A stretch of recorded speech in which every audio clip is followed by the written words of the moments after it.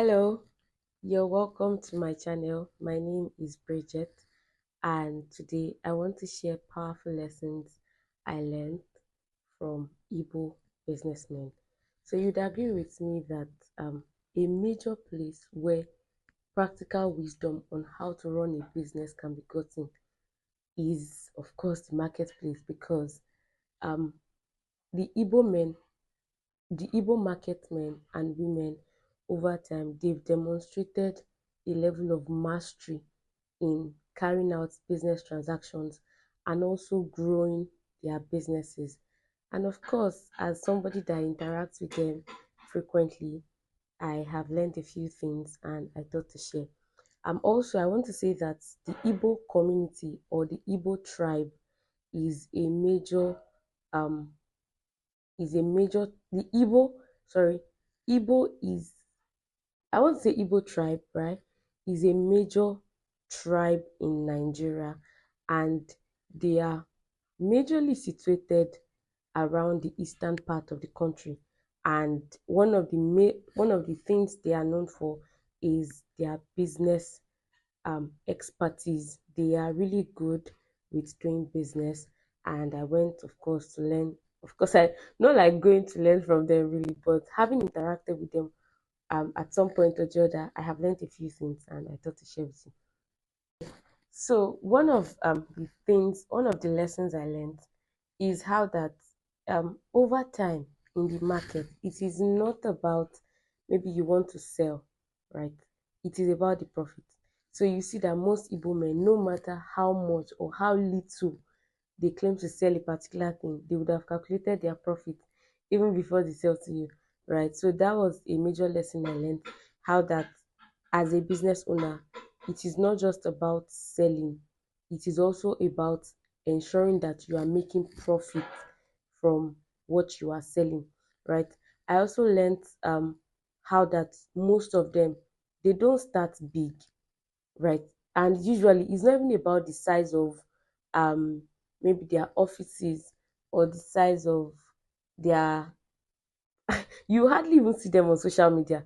But when you go to their very small cubicle where they are selling, they most times make a lot of money from that place because they have learned how to use the profits they are getting or they have gotten over time. They have learned how to convert it to capital that would keep the business running.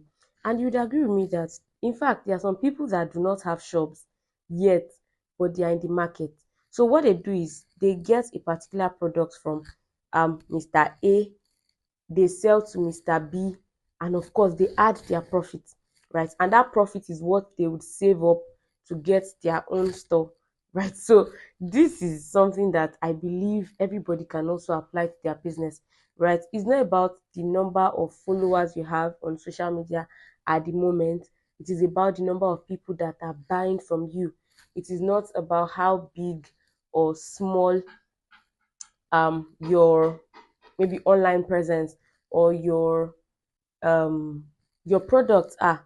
It's about the number of people that are buying. As long as you have people that are buying daily and you are making profit from it, I get to say your business is doing well and it's growing.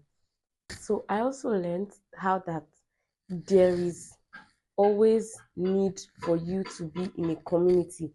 So if you, for example, you go to a market where they sell iron rod, you most likely not see just one person that sells iron rod. No, they have a community. These are systems that keep them accountable. How that on days when you are discouraged, somebody is there to encourage you to ask you, how far? Why you not in the office? Or sorry, why are you not in your shop yet?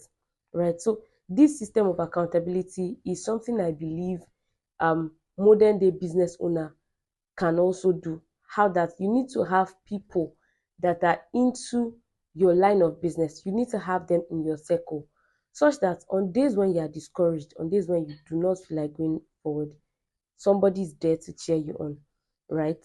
And then there is the practice of legacy that I see with Igbo men.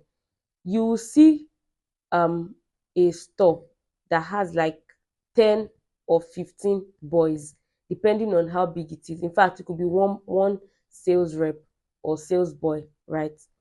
That will be in the shop. the person is learning from his or her boss, right?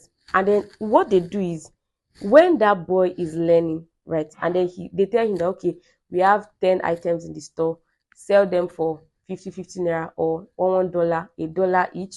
Now he can add his own price to it. So let's say you were asked to sell something for, um maybe for example, you were asked to sell this my microphone for 10,000 naira.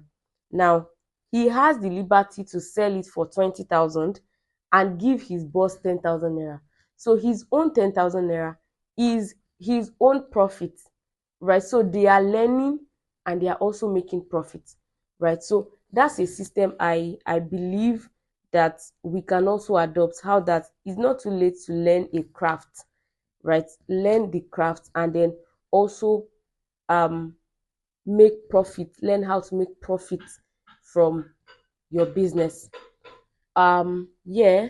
And then I also want to say that most Igbo men that I have known, they are people that they are very big on customers. So you see some of them, when you buy finish, they'll tell you that, come back next time.